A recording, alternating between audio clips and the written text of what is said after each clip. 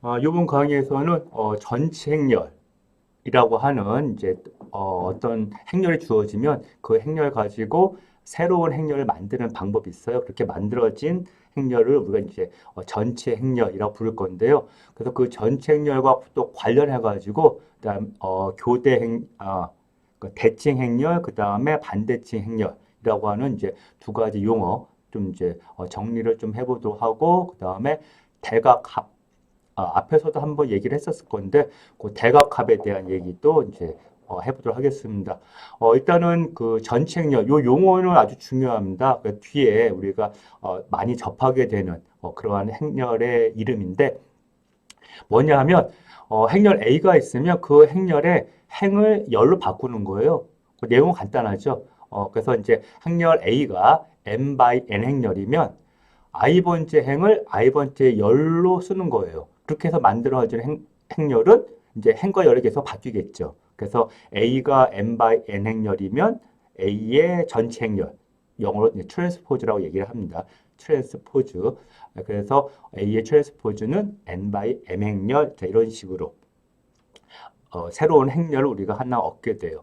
자, 노트에서 보다시피 자, 행렬 A, 자, 이렇게 있으면 1행 A1번부터 A1n을 1열로 이렇게 갖다 놓는 거예요. 그럼 이제 예를 들어서 이제 뭐맨 마지막 n번째 행은 n번째 열에 위치하게 되는 거죠.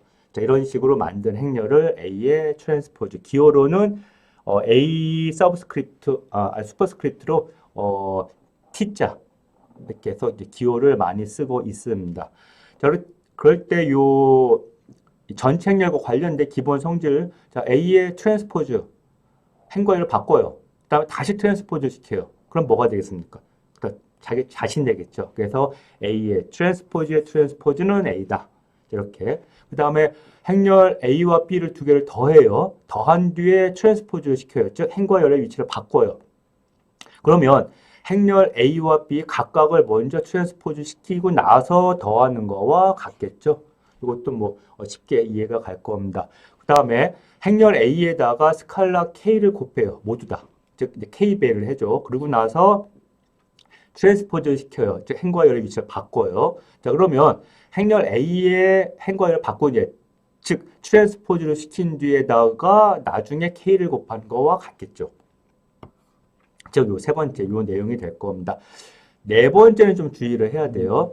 두 행렬의 곱에 대한 트랜스포즈는 A 곱하기 B 전체 트랜스포즈는 B의 트랜스포즈 곱하기 A의 트랜스포즈 되는 거.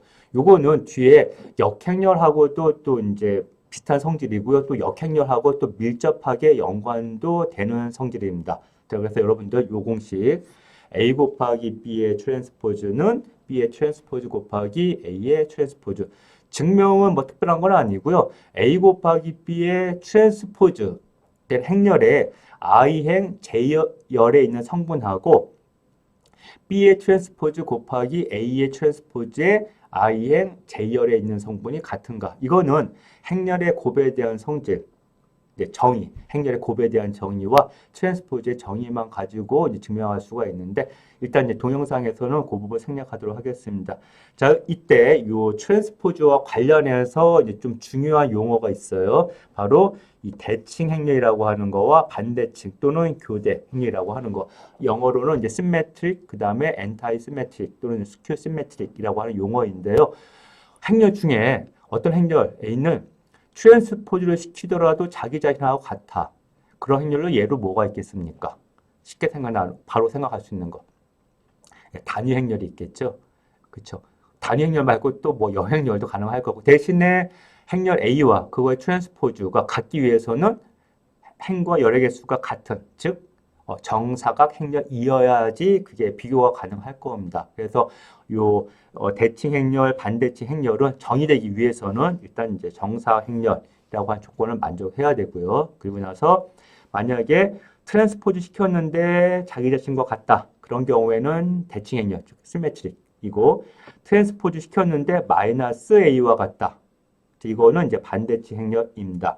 자, 그래서 이제 노트에 보면 이거에 대한 예가 있는데 자, 대칭 행렬 여기 보기에서도 보다시피 요 주대각선 있죠? 111. 여기 주대각선을 이 중심으로 해가지고 얘를 쫙 포개면 어떻게 돼요?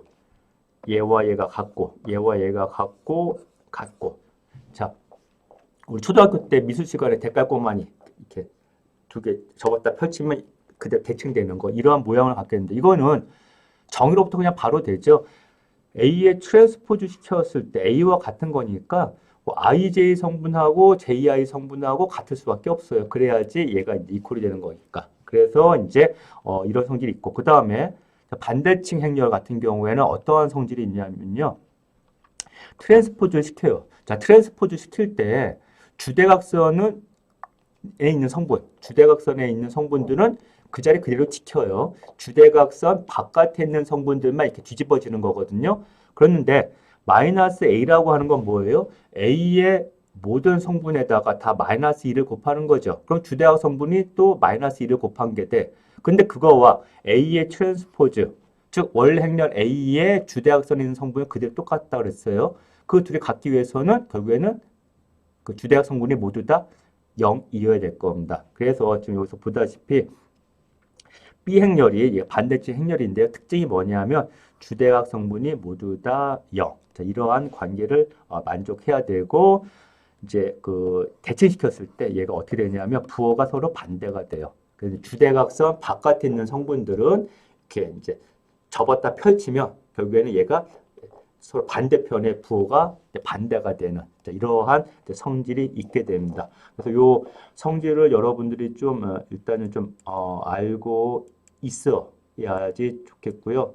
그다음에 또 관련해서 어, 그 A에다가 A의 트랜스포즈를 더하면 어떻게 될 것 같습니까? A에다 A의 트랜스포즈를 더하면 그 행렬에다가 다시 트랜스포즈 시키면 A 더하기 A 트랜스포즈랑 같게 돼요. 지금 여기 A 더하기 A의 트랜스포즈에다가 트랜스포즈 시키잖아요. 그럼 원래 A 더하기 A 트랜스포즈가 돼요. 이 얘기는 뭡니까?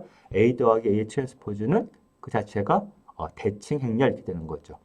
자, 그러면 요거와 관련해서 또 어떤 얘기를 해줄 수가 있냐 하면 A에서 A의 트랜스포즈를 뺀 행렬은 그것에 대해서 트랜스포즈 시키잖아요. 그러면 앞에 마이너스 1을 곱한 거와 같게 됩니다. 이것도 바로 확인할 수가 있을 겁니다. 그래서 결국 A 빼기 A의 트랜스포즈는 항상 반대칭 행렬이 되고 그럼 이들로부터 우리는 어떤 얘기를 해줄 수가 있냐 하면 이무의 정사각 행렬은 대칭 행렬과 반대칭 행렬의 합으로 항상 나타내 줄 수가 있습니다. 이거는 우리 수업에서는 별로 쓰지는 않을 건데요. 경우에 따라서는 중요하게 활용될 수 있는 내용이에요. 그래서 여러분들 좀 참고로 좀 알아두면 좋을 것 같습니다. 다음에 대각 합이라고 하는 거 앞에서 이제 우리가 그 정사각 행렬 얘기할 때 잠깐 나왔을 텐데 정사각 행렬에 주대각선 있죠? 주대각선. 그 주대각선 상에 있는 성분들을 몽땅 더한 거. 그걸 우리가 A의 대각합, 트레이스라고 얘기를 합니다. 그래서 이제 트레이스의 앞에 TR 빼가지고 이제 A의 트레이스 기호로 이렇게 쓰고 그리고 이거를 A의 대각합이라고 부르고 있습니다. 요 대각합은 또 우리 수업에서는 또 그냥 간단하게 이렇게 취급되지만 이것도 상당히 중요한 용어이기 때문에 여러분들이 일단 용어는 좀 알아두도록 하고요. 근데 이제 관련된 성질들 A의 트레이스 즉 대각합은 A를 트랜스포즈 시킨 뒤에 그 주대각선 상에 있는 성분을 더해주는 거 같죠. 왜냐하면 트랜스포즈 시킨다 하더라도 주대각선 상에 있는 성분들은 위치가 바뀌지 않아요. 그대로 그 자리에 있습니다. 그래서 여기 첫 번째 성질 만족하는 거고 자, 두 행렬을 더해요. 그래서 그걸 트레이스 구하는데 자, 두 행렬 더할 때 주대각선 상에 있는 성분들끼리 끼리끼리 더해지는 거죠. 그렇기 때문에 두 행렬을 더한 거의 트레이스는 각각의 행렬에 대한 트레이스를 구한 다음에 더하는 거와 같습니다. 그 다음에 행렬 A에다가 K를 곱해요. K배 해주는 겁니다. 그러고 나서 트레이스 구하는 거는 대각합을 구하는 거는 결국에는 행렬 A의 대각합에다가 K를 곱하는 거와 같다. 이것도 뭐 어렵지 않은 성질이고요. 대신 세 번째, A 곱하기 B의 트레이스는 B 곱하기 A의 트레이스와 같다. A 곱하기 B와 B 곱하기 A가 같은 건 아니에요. 하지만 트레이스는 같습니다. 대신에 이제 주의해야 될 거는 A 곱하기 B의 트레이스가, 즉 대각합이 A의 트레이스 곱하기 B의 트레이스와 같은 거는 아닙니다. 그래서 요거에 대한 예로 단위 행렬을 생각을 해보면 그냥 바로 확인할 수가 있을 겁니다.